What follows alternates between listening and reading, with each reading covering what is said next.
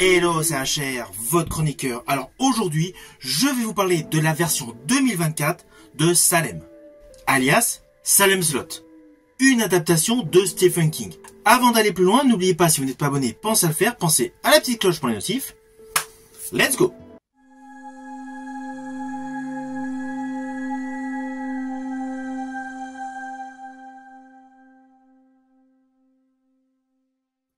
Alors tout d'abord, sachez que ce film Salem's Lot est une adaptation du roman de Stephen King du même nom qui est sorti en 1975. Par ailleurs, ce film n'est pas l'unique adaptation de ce roman. Il y avait eu une très bonne adaptation en 1979 ayant pour titre français Les Vampires de Salem, réalisé par Tobe Hooper, avec notamment David Soul, James Mason et Bonnie Bedelia. Cette adaptation avait un petit côté kitsch. Les effets spéciaux étaient tonitruants, mais la réalisation de Tobe Hooper était efficace.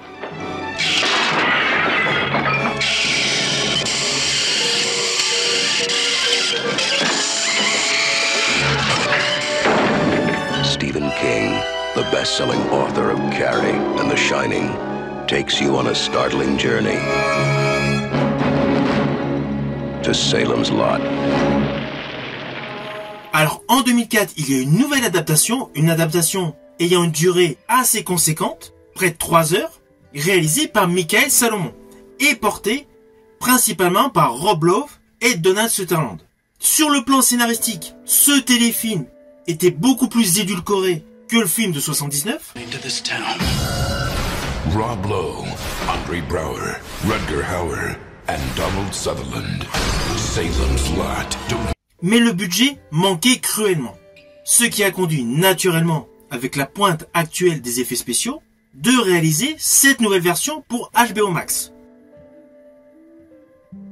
Salem's Lot, version 2024. Naturellement, je vais vous préciser le pitch.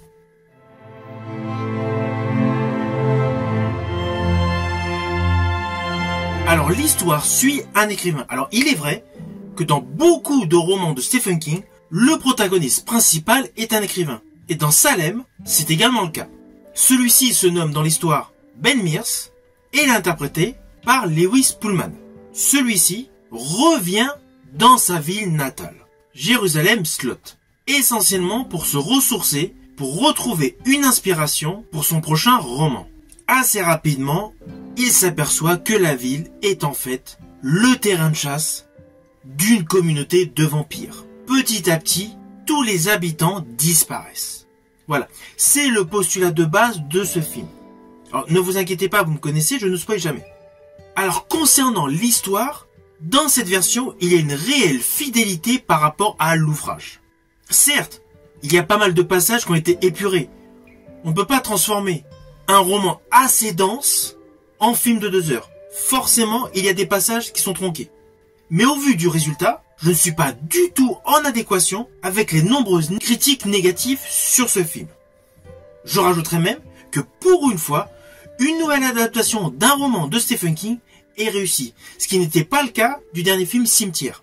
Il y avait des points positifs, mais pas mal de points négatifs. Là, ce film Salem's Lot a certes un casting beaucoup plus modeste que les productions d'adaptation de Stephen King ont l'habitude d'avoir. Mais le casting colle parfaitement. La mise en scène est captivante, elle est haletante. Il n'y a pas les temps morts qu'on avait dans la version de 79, ni dans le téléfilm de 3 heures. Cette nouvelle version n'a pas basculé vers un action movie. On reste avec l'esprit fidèle du roman, avec notamment la mise en exergue de la posture du gamin. Alors oui, le film peut paraître beaucoup plus violent que les précédentes adaptations, mais dans le bouquin, il y avait pas mal de passages extrêmement violents, extrêmement gore. Le côté gore, in fine, a été relativement aseptisé, même si le film reste assez violent. Cette nouvelle version des Vampires de Salem aurait mérité une sortie cinéma. Alors oui, il y a eu des projections tests, c'est pour ça qu'au final, le film s'est retrouvé sur plateforme. Mais je pense qu'avec un peu de com', le film aurait trouvé son public au cinéma. Car n'oublions pas que c'est principalement une bonne communication qui permet un potentiel succès à un film.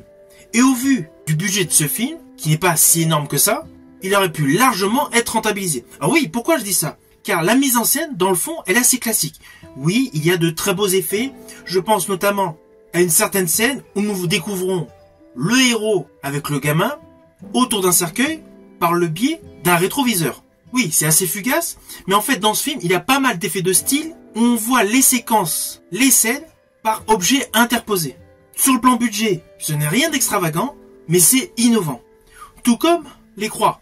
Les croix qui s'allument au moment où il y a une présence de vampire qui se fait ressentir. C'est bête comme chou, c'est juste des éclairages LED au cœur des crucifix. Mais cela assure un bel effet. Et dans ce film, vous allez découvrir de nombreux effets de la sorte.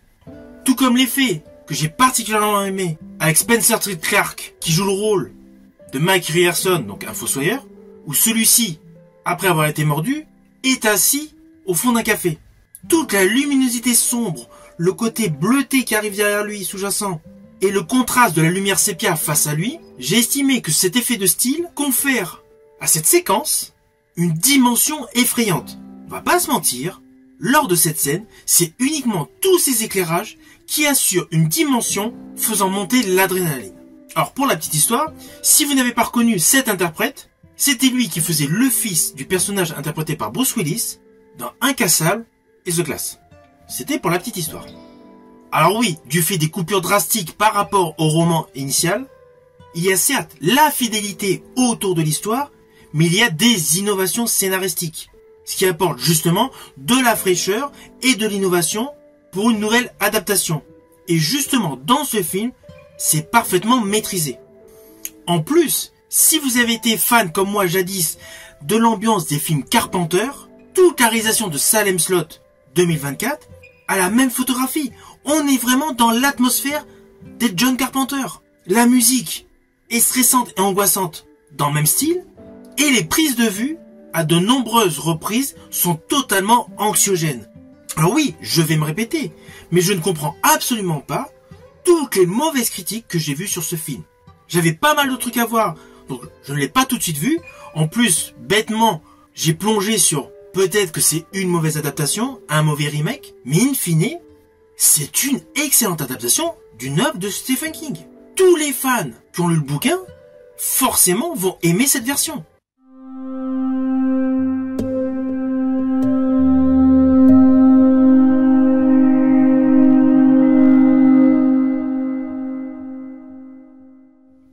Alors, au final, naturellement, c'est un film que je vous invite à découvrir. C'est une très bonne adaptation d'un roman de Stephen King. Les effets visuels sont bons. Et le jeu des acteurs colle parfaitement avec l'histoire très dark. Les grandes lignes du roman sont respectées. Certes, il y a une légère innovation dans l'histoire, mais cela colle avec l'époque d'aujourd'hui. Ce film est disponible sur HBO Max. Perso, je l'ai vu grâce à MyCanal, mais je pense qu'il sera prochainement disponible sur pléthore de plateformes et également disponible via des supports physiques tels que DVD ou Blu-ray. Donc n'hésitez pas à le regarder essentiellement pour les fans de Stephen King. Mais sachez que ce film vaut le coup. C'est une bonne adaptation. Si ma vidéo vous a plu, n'oubliez pas petit pouce vers le haut, pensez au partage. Quant à moi, je vous dis à bientôt pour une prochaine vidéo.